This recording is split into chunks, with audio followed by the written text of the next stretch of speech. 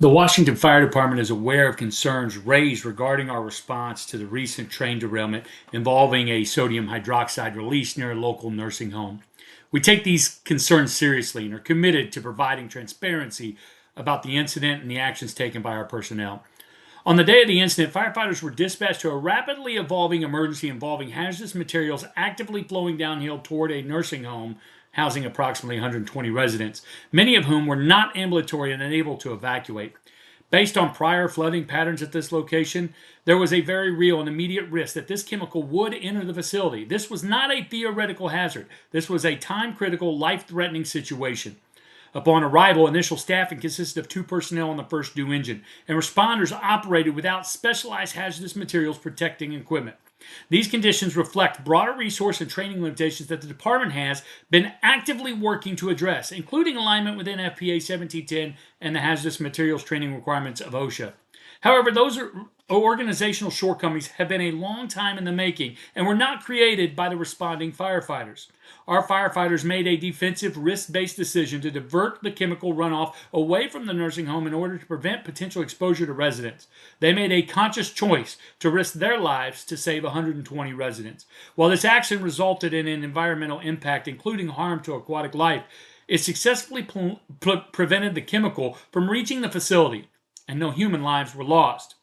We recognize that this incident raises important questions about responder safety, environmental protection, and operational standards. It also highlights critical needs moving forward, including increasing staffing levels to meet national deployment benchmarks, expanding hazardous materials training beyond the awareness level, improving access to appropriate protective equipment, strengthening mutual aid and regional hazardous materials response capabilities. The firefighters on scene acted under extreme conditions with the intent to protect human life and to the training level they had already received. Now, could the incident have been handled differently with proper staffing, training, and equipment?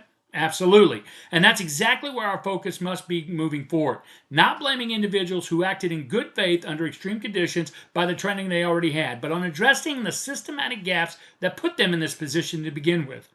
This incident highlights those 3 critical needs. First, we must improve staffing levels so that our initial response aligns with national standards and allows for a safer, more effective operation. Second, we must invest in hazardous materials training beyond the awareness level so that our personnel are equipped to recognize and appropriately manage these incidents. Third, we must ensure access to proper protective equipment and strengthen our regional response partners for specialized incidents such as this one. Our firefighters did not hesitate when lives were on the line. They acted with courage and urgency and the intent to protect the most vulnerable members of our community. Now it's our responsibility together to ensure they never again are forced to make that kind of a decision without the support and proper equipment they need. We stand behind their commitment and professionalism while also recognizing our responsibility as an organization to continue improving the resources, training, and systems that support them. The Washington Fire Department remains committed to the safety of our community, the protection of our environment, and the continuous improvement of our emergency response capabilities. Thank you.